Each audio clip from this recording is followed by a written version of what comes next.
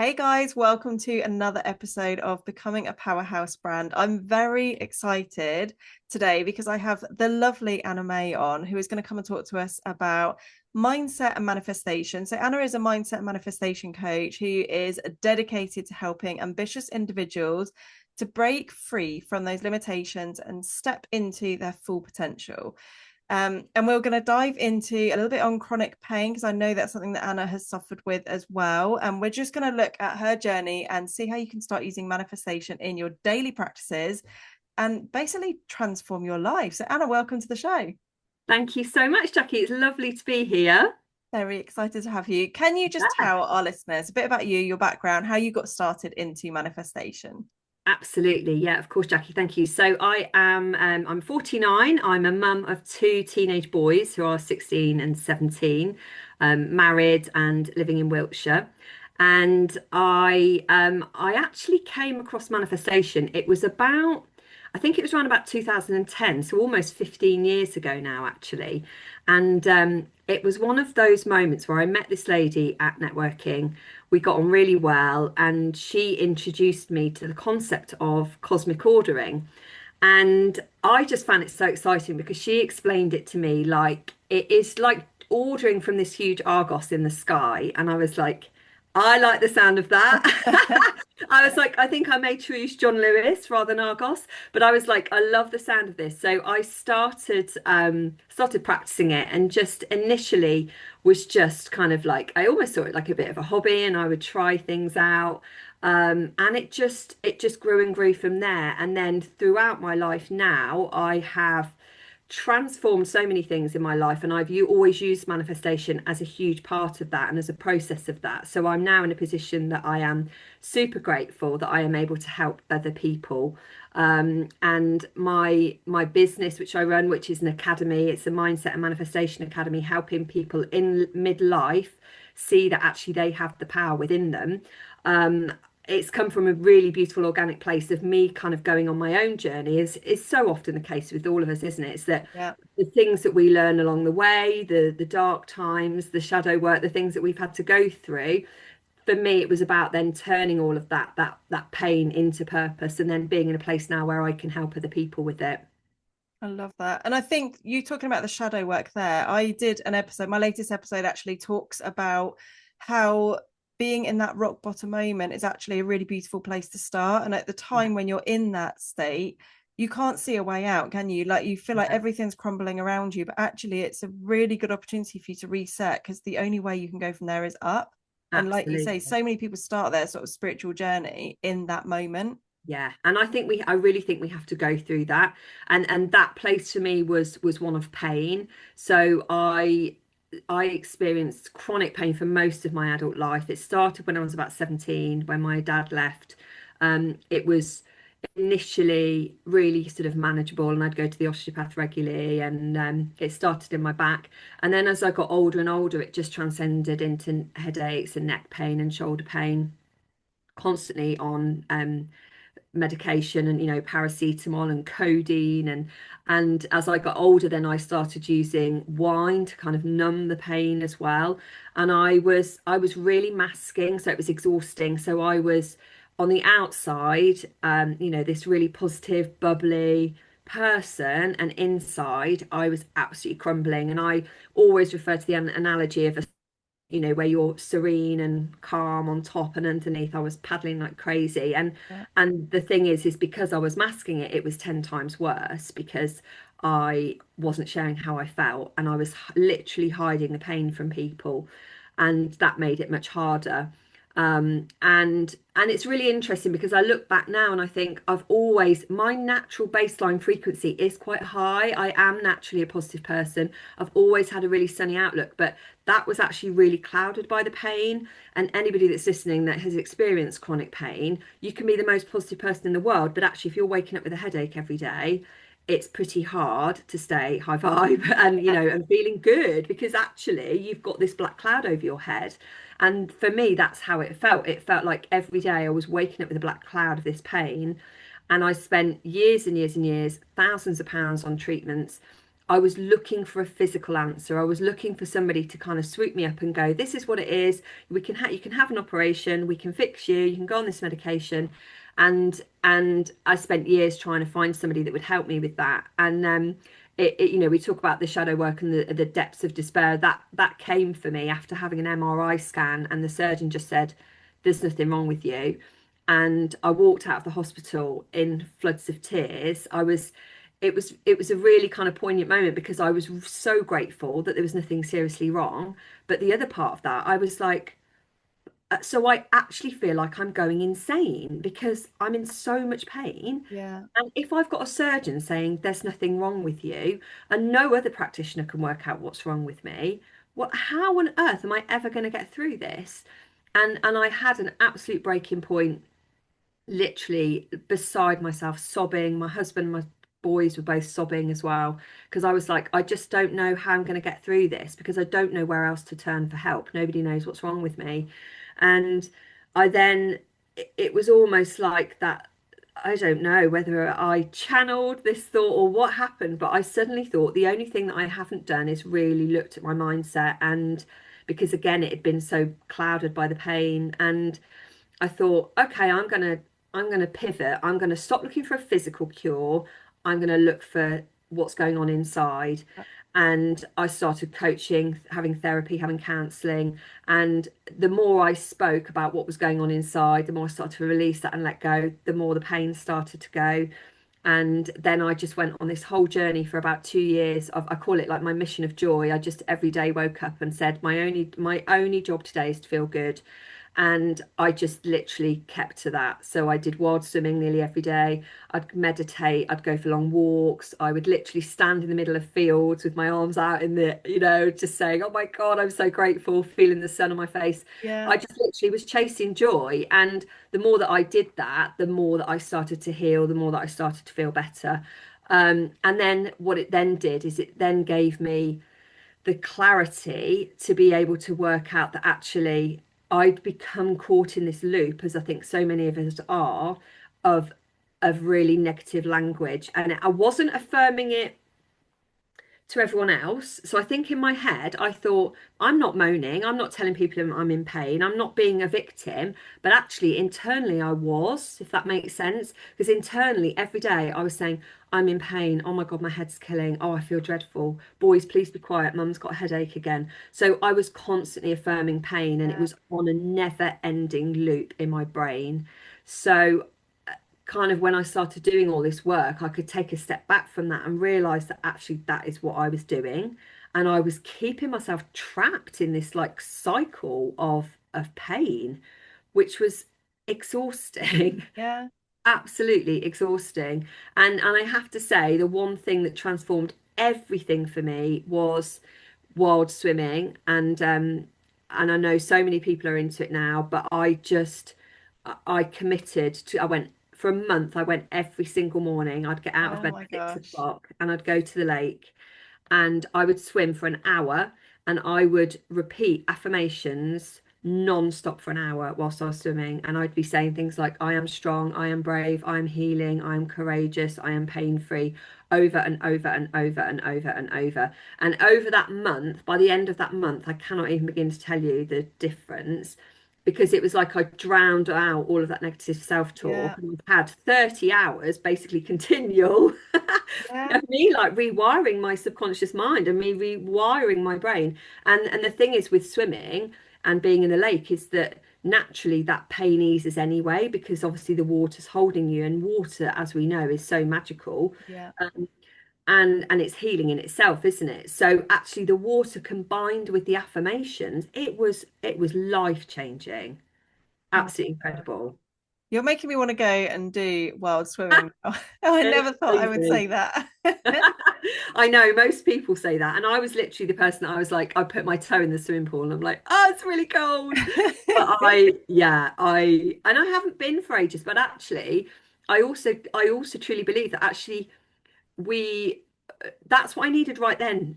I needed that Yeah. intensity of going every day and becoming absolutely addicted to it to help me get through that place. So, I go every now and then, but I don't. I don't need it as much actually as I did then. So Yeah. I think it's finding the modality as well, isn't it, that we need in that moment, really. Yeah, definitely. Like you say, that whole rewiring your thought patterns um must have been like literally what changed everything for Yeah, you, because like you say, you're absolutely. just reflecting back to you those thoughts, those things that you're saying to yourself are just reflected back to you. And it's the same. I was Absolutely. talking to someone the other day who has a what the school would call a naughty child. And Yeah. obviously that child hears all the time, you're naughty. Oh, you're Yeah, really naughty. So go and do this. You're naughty. And the more that person, that child's hearing that, the more they're like, okay, I'm naughty, so I need to be absolutely. naughty. Yeah. And then Crazy. it becomes a self-fulfilling prophecy, doesn't it? Yeah. And it's really interesting that you say that because I was not long after kind of like the of me having this breaking point, the doctor prescribed me as having fibromyalgia. And anyone that's got fibromyalgia, it's a bit of a weird one because it's basically where they don't know what else it is. It's almost like they can't work out what else it is, so you're diagnosed with fibromyalgia. And I know that people have different levels of it, and for some people it's absolutely crippling, and it was for me. And I was put on really strong painkillers, really strong medication. But it was really interesting because I started joining some support groups, and I thought, I'm not going to allow myself to adopt this identity. I've got two options now. I either go, I've got fibromyalgia, I've got to commit myself to a life of pain, or I go, no, I'm not going to take that diagnosis. Yeah. And that's what I chose. And it wasn't easy, and I'm not for 1 minute, diminishing people that have got it. But I chose in that moment to go, I'm not going to own that. I am going to find another way. And I have to say, in a way, what it did do, having the strong medication, like enabled me to clear the fog a little bit so that I could then try loads of other stuff. So I am grateful for that time in my life because whilst I didn't want to be on all this strong medication and tablets as well, it did allow me the time to kind of take a bit of a breather and I wasn't in agony every day. Yeah. But the more work that I did over the years, I just saw that there was such a correlation between our mind and our body. Yeah. And, the way that I look at it is that actually what is going on in our mind most of the time is what is manifesting physically in our body. And, disease is our body not at ease. And yet we are always searching for a physical cure when actually most of the time it's connected to what's going on in our head. Yeah. It's crazy. So true. So with manifestation, because a lot of people listening might be thinking, okay, manifestation is literally just saying you want something or you don't want something anymore, and then it's going to happen. Yeah. What would you say is the definition, or like how would you explain what manifestation is to someone totally new to it? Yeah, so to people that are new in a basic way, I would say that it is all about turning your thoughts into reality. Um, but it isn't that easy. So, in the respect of absolutely, like you said, Jackie, it's not a case of sitting on a yoga mat and just saying, I want a Ferrari or I want this dream home. I want the love of my life to suddenly appear. Like that might happen. But actually, I see it like there's a lot of depth to manifestation for it to work. Um, and the kind of thought behind it is that our thoughts emit a frequency and our thoughts create our feelings, which then create obviously our emotions, and then we are then vibrating at a frequency dependent on what we are emitting, and we are basically reflecting all of that back to us. So I explain it to people like, if you imagine you've got this big mirror in front of you, whatever you're putting out, it's literally being reflected back to you. Yeah. So if you are living in a state of fear, if you're living in a state of moaning all the time, of bitching about people, of gossiping, of like watching the news endlessly, of constantly having road rage, of just, it's really low vibe energy. So you're emitting that frequency of this low vibe energy and it's literally coming straight back to you, which is why people then, when they're having a really bad day, it feels like more and more stuff's happening because actually unconsciously they are manifesting it and they are attracting more of it into their life because of Yeah. the frequency that they're on. So manifestation is then about becoming more aware of your thoughts and your feelings and your emotions so that then you are emitting all the feel good emotions, so joy and gratitude and feeling in the flow and feeling calm and just being able to, I see it like being able to reframe your thoughts gradually so that you're choosing the next best feeling thought, so that gradually you're putting yourself into this more this frequency that's more attractive, and you're attracting things in at the same frequency.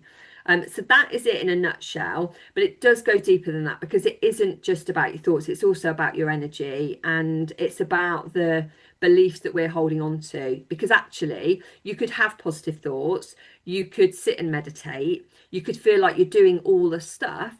But if you've got deep rooted beliefs that you are not enough, that you are not worthy, that money's really hard to make, you're always going to be blocking yourself. Yeah. So it's, if that makes sense, it's kind of like a surface level manifestation, but actually to really truly manifest, we need to do that inner work and dig a bit deep, do the shadow work, do all, find it, get curious. That's what I always say to the people that I teach. Get really curious about stuff when it comes up, rather than being afraid of these fears and things. Get curious about why you've got them. And it's just really working through all of those beliefs, learning to let go of them, because the more you can let go of them, the easier it is to attract more. So I see it like we're this beautiful vessel that should be full of abundance and joy and gratitude, but actually it's full. We're packed full of worry and anxiety and stress and old beliefs and negative self-talk. So we're trying to attract abundance, but abundance is going, I can't fit in.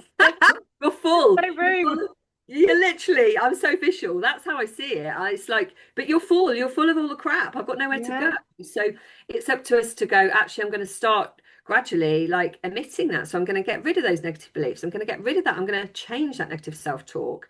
I'm going to start being kinder to myself. I'm going to start speaking to myself in a more positive way, because then we're clearing and we're making space, and we're allowing abundance and joy and gratitude and all the good feelings to come into us. So that's the way I like to see it. Like we're this vessel that we need to learn to clear in order for all the good stuff to come in. I love that analogy. So good.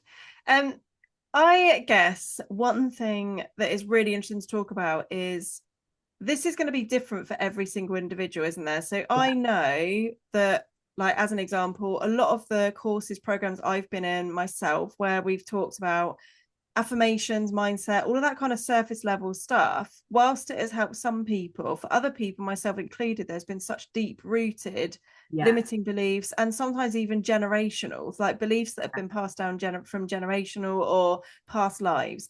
yeah. And I think it's one of those things, like manifestation is one of those things, like you say, being really just testing with it, just experimenting, seeing what's coming up for you. But it's going to be different from person to person, isn't it? So there's not going to be Absolutely. one, this is how you manifest. It will be different from each individual. Yeah, and it's so true. It absolutely will, because I think if there's people that have not really been through too much trauma and, in their life, then probably it would be much easier to manifest, because they haven't got all that stuff holding them back.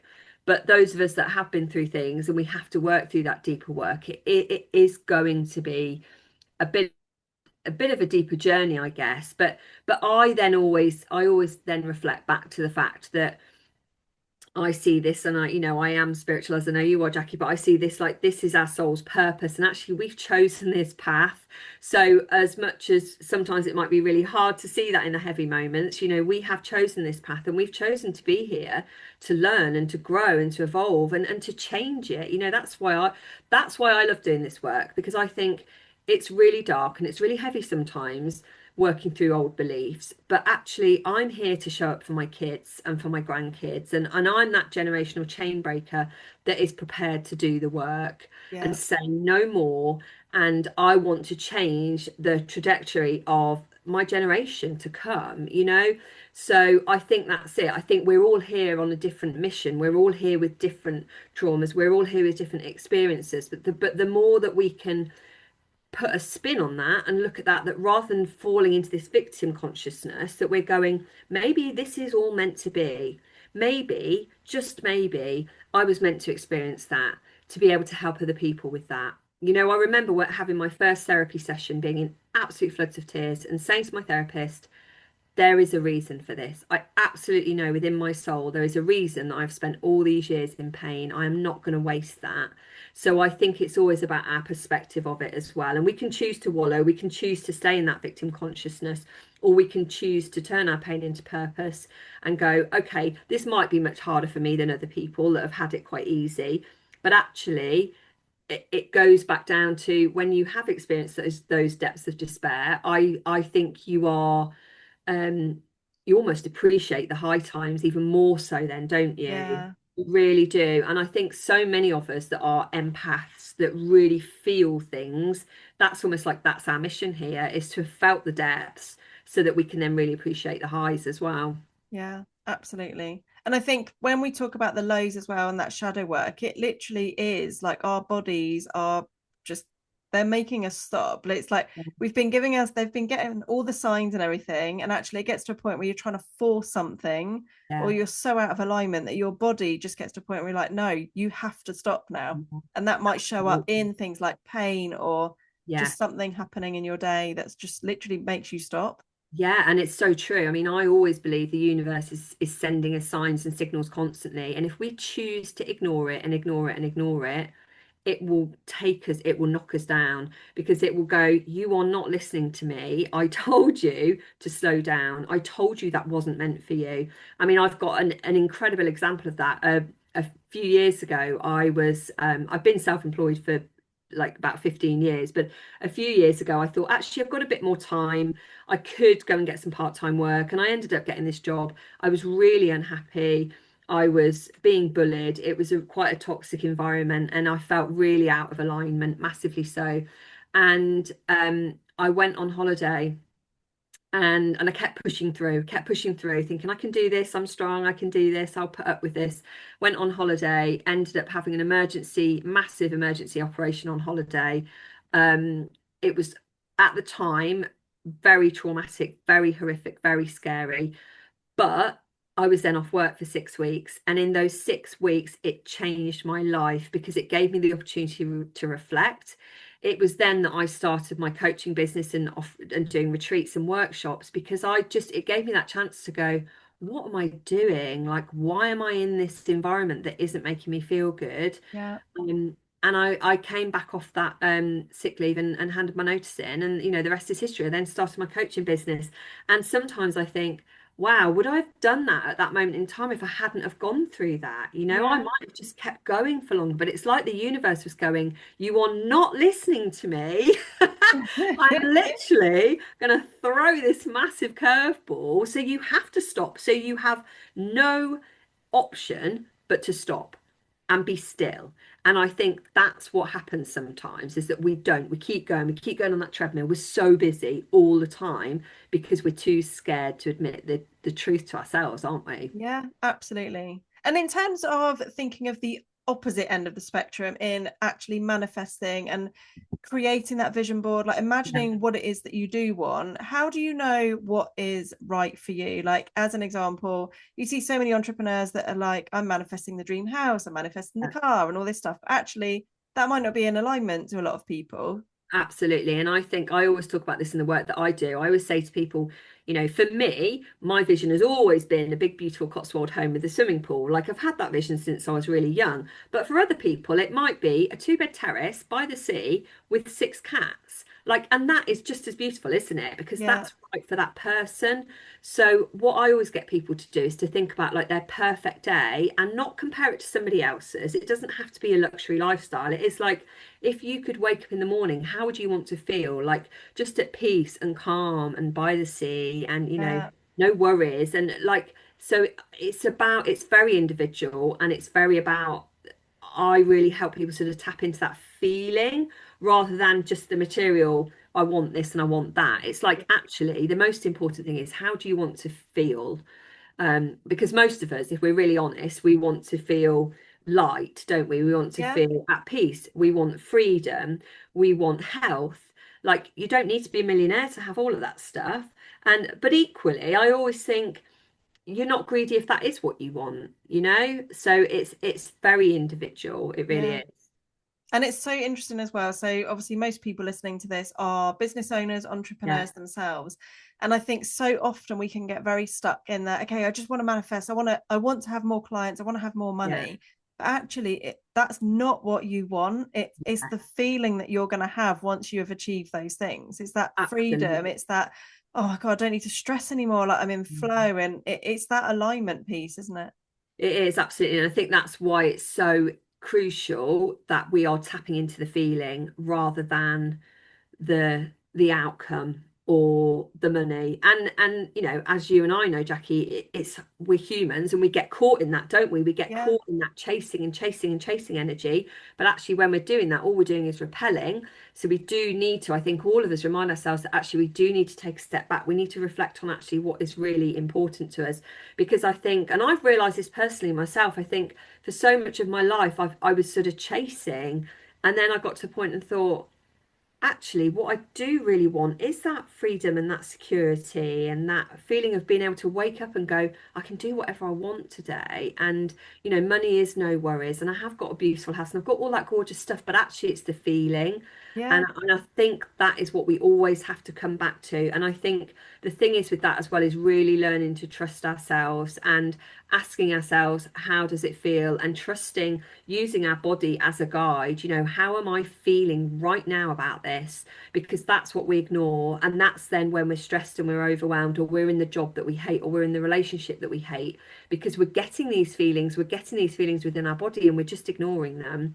And Yeah. then that's when it manifests in pain and all of these things and stress. But actually, we need to slow down, don't we? We need to Yeah. slow down and just be more reflective of what we want, how we want to feel, and then everything starts flowing in. Yeah. And it's just that alignment piece, isn't it? It's really Yeah, about being in alignment with you. So I had a conversation with someone yesterday and I'm a generator. So like I've yeah, got that and that supply of energy where I can constantly be on the go. I'm not really the sort of person that can sit on a beach all day long. yeah, Like I want to be doing things. yeah, And I was talking to this person about things that I'm working on at the moment, like my book, my group off, and my rebrand. And she was like, "Oh God, that sounds like you've got loads going on. Like I don't know how you fit it all in." But then when I responded, I was like, but I've never had more freedom in my yeah, life, like yeah, than what I have now. Like actually, although I'm a generator and I'm doing things all the time, I'm filling my day doing things that actually is about balance, is about yeah. going for that walk, going outside and getting the fresh air and not filling my day with client work after client work. And yeah, it's Absolutely. just really beautiful when you actually reflect on that and you It know, is. okay, I am in alignment now. Yeah, and I think that's what alignment is, isn't it? It's being in the flow, and you can still. I'm the same as you. I'm a generator. I love being on the go. I'm always getting new ideas, and I love being busy. And and I found since setting up my academy, it's a different energy. Like I Yeah, love it, and I wake up in the morning and I'm inspired, and I'm helping people, and I'm making a difference. So I am actually working really hard, but it's a very different energy to being in a corporate job where I'm working really hard. You yeah, know, it's a very, very different energy. But I think we don't allow ourselves to tap into that, and we just force it, don't we? We force so much, and we being in alignment is absolutely everything. Interestingly, somebody asked me recently, actually, which I thought was a really good question. They said, you know, how do you know whether you are out of alignment or you're just procrastinating? And I was like, that's a really good that is a good question, isn't question. it? Because sometimes we're a bit like, maybe I just can't do this. And, you know, am I not supposed to be doing that?